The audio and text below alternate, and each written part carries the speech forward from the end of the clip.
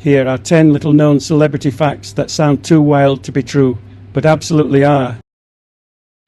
Stephen Hawking, one of the most renowned theoretical physicists of the modern era, was born on January 8, 1942, a date that holds symbolic significance in the history of science.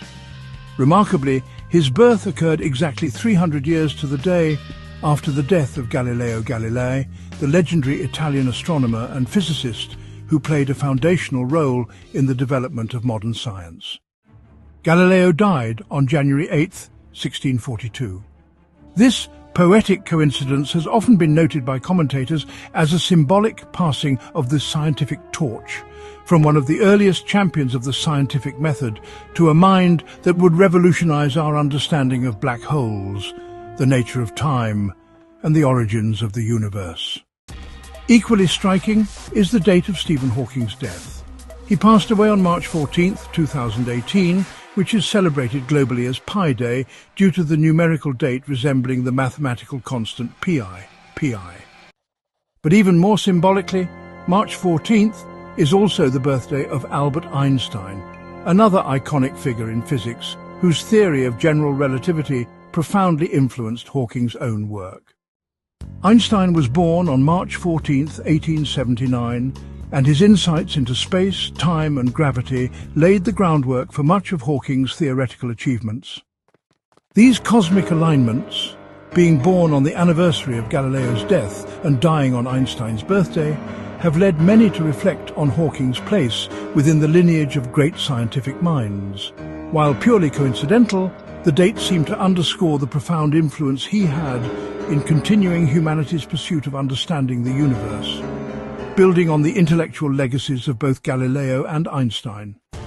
Barack Obama, the 44th President of the United States, is not only known for his political achievements, but also for his talents as a writer and speaker. One notable recognition of his oratorical skill came in the form of a Grammy Award, which he won in 2006 for Best Spoken Word Album. The award was for his narration of the audiobook version of his memoir, Dreams from My Father, A Story of Race and Inheritance. Originally published in 1995, the book recounts Obama's early life, his struggles with identity, and his journey to understand his father's legacy. His narration, marked by its calm delivery and emotional resonance, earned praise for bringing the memoir's intimate and reflective tone to life. Winning a Grammy placed Obama among a rare group of political figures recognized in the realm of entertainment. The award also showcased his ability to connect with audiences beyond the political sphere, highlighting the personal depth and storytelling ability that helped define his public persona. It's worth noting that Obama later won a second Grammy in 2008, again in the same category for his audiobook, The Audacity of Hope, further solidifying his unique place in both political and cultural history. The Grammy win for Dreams from My Father helped introduce Obama to a broader audience before his rise to national political prominence. It played a role in building the foundation for his eventual candidacy for president, as more people were drawn to his personal story and eloquent voice. The memoir and its audiobook version have continued to resonate with readers and listeners, serving as a powerful narrative about heritage, identity, and the complexity of the American experience. Tom Cruise is widely recognized not only for his acting talent, but also for his extraordinary commitment to performing nearly all his own stunts, a rare trait among A-list Hollywood actors. This dedication has become a defining characteristic of his career, especially in the Mission Impossible franchise, where he continually pushes the limits of physical endurance and cinematic realism. From scaling the Burj Khalifa in Mission Impossible Ghost Protocol to performing a halo jump, which stands for High Altitude Low Opening, from 25,000 feet in Fallout, Cruise's insistence on doing his own stunts adds a visceral authenticity that fans and critics alike deeply admire. His approach is not just about spectacle, it reflects a deep belief in immersive storytelling. Cruise has said in interviews that performing stunts himself enhances the viewer's experience, allowing the camera to stay on him during complex action scenes without cutting to a stunt double. This creates a more intense and realistic feel, as audiences can see his face and expressions even in the most dangerous sequences. His training for these stunts is equally intense. He undergoes rigorous physical preparation and often learns entirely new skills, like flying helicopters or holding his breath underwater for extended periods, just for a single scene. Cruise's commitment, however, has not come without risk. He has sustained injuries on set, most notably breaking his ankle while jumping between buildings during a stunt for Mission Impossible Fallout, a moment that was actually kept in the final film. Despite the dangers, he continues to raise the bar with each project, determined to deliver experiences that feel thrilling and real. His approach has influenced the action genre and inspired both actors and filmmakers to consider new ways to blend performance and action. Tom Cruise's stunt work is more than just a career quirk. It's a testament to his passion for cinema and relentless pursuit of excellence. Charlize Theron, the Academy Award-winning actress known for her powerful performances and commanding screen presence, endured a deeply traumatic event during her teenage years that shaped much of her perspective on life and strength. When she was just 15 years old, Theron witnessed her mother, Gerda, shoot and kill her father, Charles Theron, in self-defense. The incident occurred at the family's farm in Benoni, South Africa, after years of domestic abuse and alcoholism. Charles Theron was reportedly a violent and abusive man, especially when under the influence of alcohol. On the night of the incident, he came home intoxicated and, according to reports, threatened both Charlize and her mother with a firearm. In an act of self-defense and in an effort to protect herself and her daughter, Gerda Theron shot and killed him. Due to the circumstances, no charges were filed, and South African authorities ruled the act as justifiable self-defense. Charlize Theron has spoken about the event in various interviews, but only in later years did she begin to address it more openly. She has expressed that the experience was incredibly painful and traumatic, but also that her mother showed tremendous courage and strength in a horrifying situation. Theron has emphasized that while the event itself does not define her, it has undoubtedly influenced her life, particularly in her advocacy against domestic violence. Through her platform, Theron has become a vocal supporter of women's rights and survivors of abuse. She often credits her mother as a source of resilience and inspiration. The tragedy they experienced together not only tested their bond, but also forged an unbreakable sense of loyalty and empowerment that continues to inform Theron's personal and professional life.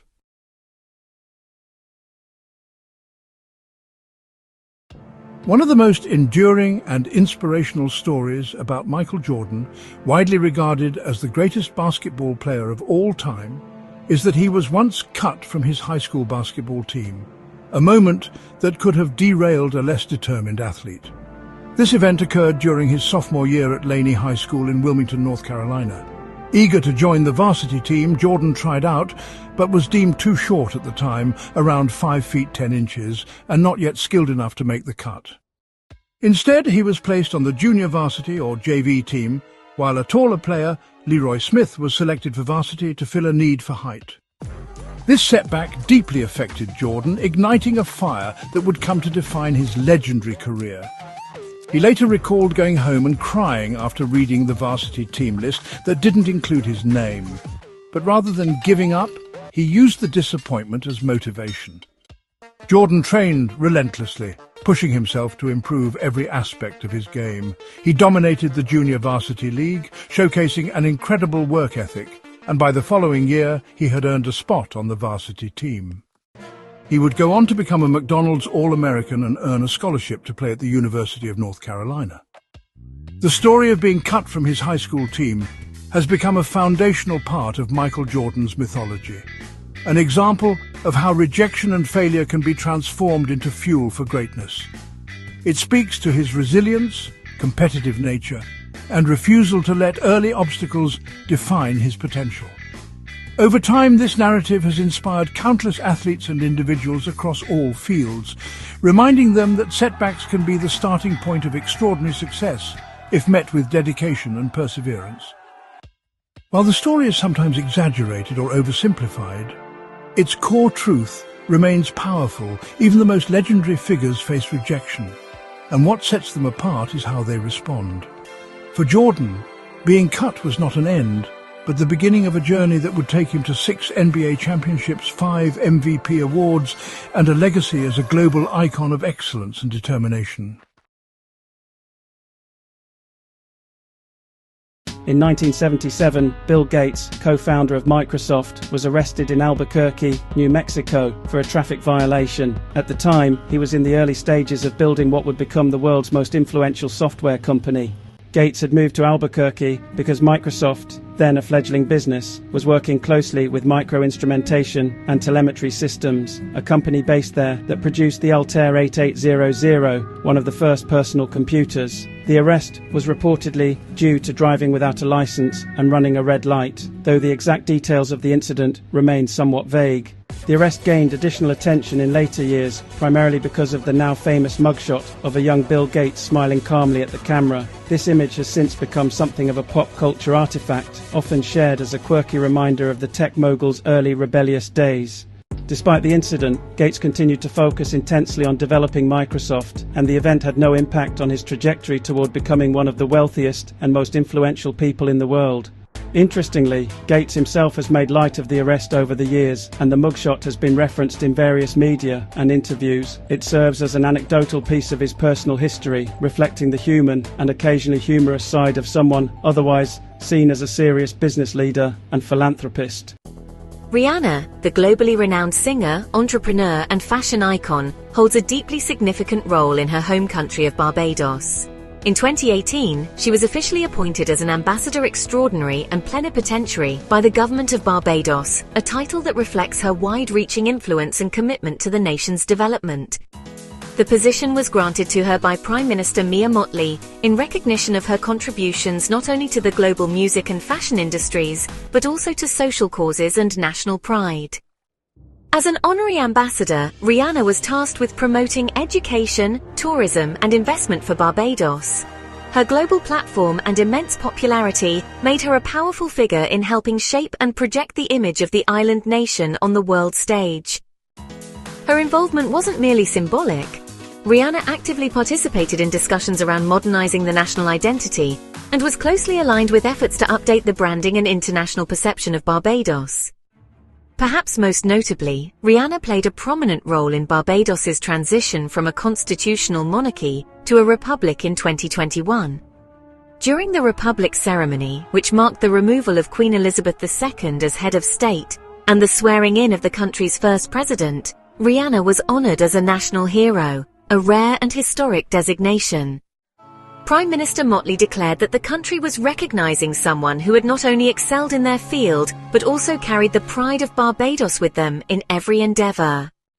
Through her philanthropic efforts, her Clara Lionel Foundation, and her dedication to national causes, Rihanna has become a symbol of modern Barbadian identity, one rooted in strength, creativity, and independence. Her ambassadorial role and the national recognition she has received reflect how deeply she is woven into the cultural and political fabric of Barbados. Before Rocky made him a household name, Sylvester Stallone faced immense financial hardship, so severe that he was reportedly living in poverty and struggling to survive. In the early 1970s, Stallone was a struggling actor and aspiring screenwriter in New York City. Despite his ambitions and dedication, he was unable to land consistent acting work and was barely getting by. Things became so desperate that in a moment of heartbreaking necessity, he sold his beloved dog, Butkus, for $40 outside a liquor store because he could no longer afford to feed him. Butkus was more than just a pet. He was Stallone's companion and emotional support during the lowest period of his life. Stallone has said in interviews that selling Butkus was one of the most painful decisions he ever made. However, his fortunes began to change when he wrote the screenplay for Rocky the Underdog boxing story that mirrored his own struggles. When producers became interested in the script, Stallone famously refused to sell it unless he was cast in the lead role. Eventually, he got his wish, and Rocky went on to become a massive critical and commercial success, earning multiple Academy Awards and launching his career. With his first real paycheck from the movie deal, Stallone tracked down the man he had sold Butkus to and bought the dog back, reportedly for $15,000, although some versions of the story say it was less. Regardless of the exact amount, it symbolized a full-circle moment for Stallone. Butkus even appeared in Rocky and Rocky II, immortalized alongside the man who had sacrificed everything to chase a dream. This story has become an iconic part of Hollywood lore and a symbol of Stallone's determination, loyalty, and resilience. It reflects not only his love for his dog, but also the unwavering belief he had in himself and his vision for Rocky. The tale of Stallone and Butkus continues to inspire those facing adversity, showing how persistence, heart, and grit can lead to extraordinary outcomes. Oprah Winfrey, now one of the most influential media figures in history, faced a major setback early in her career when she was fired from her first television job. In the 1970s, she worked as a news anchor at WJZ-TV in Baltimore, where station management reportedly deemed her unfit for television. Her emotional delivery, considered too expressive and personal at the time, clashed with the station's expectations for news reporting, which favoured a more detached, objective style. She was eventually removed from her role as co-anchor of the evening news and demoted to daytime television, a move that seemed like a failure but ultimately redirected the course of her career. Instead of letting the dismissal derail her ambitions, Winfrey embraced the opportunity to work on a local daytime talk show called People Are Talking. It was there that she found her true voice and connected with audiences through her natural warmth, empathy, and relatability. Her ability to forge emotional connections, once seen as a flaw in hard news, became her greatest strength in talk television. This shift set the stage for what would become a historic media journey. Oprah's big break came in 1986 when she launched The Oprah Winfrey Show, which ran for 25 years and became one of the highest-rated programs in television history. She redefined what a talk show could be, using it not just for celebrity interviews and entertainment, but as a platform for social issues, self-improvement and empowerment. Her influence grew beyond television to publishing, philanthropy, and even film production, establishing her as a cultural and business powerhouse. Looking back, Oprah has spoken candidly about her firing and early struggles, often highlighting them as key moments of growth and redirection. Her story has become a powerful example of how apparent rejection can be a disguised redirection towards something greater. Being told she wasn't fit for TV didn't end her journey. It started it. Her resilience and belief in herself helped her turn that early setback into a launching pad for one of the most remarkable media careers in history. Taylor Swift is renowned not only for her singing but also for her exceptional songwriting ability. From the start of her career, Swift has written or co-written every one of her released songs, a rare accomplishment in the pop music industry, where it's common for artists to rely heavily on outside writers. Her songwriting has been a cornerstone of her artistry and a key reason for her enduring connection with fans. Whether she's detailing personal experiences, exploring fictional narratives, or commenting on broader emotions and themes, her lyrics consistently reflect a deep understanding of storytelling and emotional nuance. Swift's debut album, Taylor Swift, was released when she was just 16 years old, and she was the sole writer of 3 tracks and the primary co-writer on the rest, an unusual feat for someone so young. As her discography expanded, she maintained her strong involvement in the writing process. On albums like Speak Now, Swift took this a step further and wrote every song by herself, in part to respond to critics who claimed she relied too much on collaborators. This demonstrated not only her capability, but also her determination to assert creative control over her music. Over the years, Swift has worked with some of the industry's top producers and co-writers, such as Max Martin, Jack Antonoff, and Aaron Dessner, among others, especially as she transitioned more into pop and indie genres. However, even in these collaborations, Swift remains deeply involved in the lyrical and melodic creation, often coming to the studio with developed ideas or lyrics already in hand. Her fingerprints are unmistakably present in the emotional depth, narrative arcs, and clever wordplay of her songs. This dedication to authorship has earned her widespread respect, not just from fans, but also from critics and fellow musicians. Swift has won numerous awards for her songwriting, including being named Songwriter Artist of the Decade by the Nashville Songwriters Association International. Her lyrics have been studied in academic settings, praised for their literary quality and storytelling technique. In an industry where authenticity can be elusive, Swift's consistent authorship has been central to her credibility, artistic identity, and enduring popularity.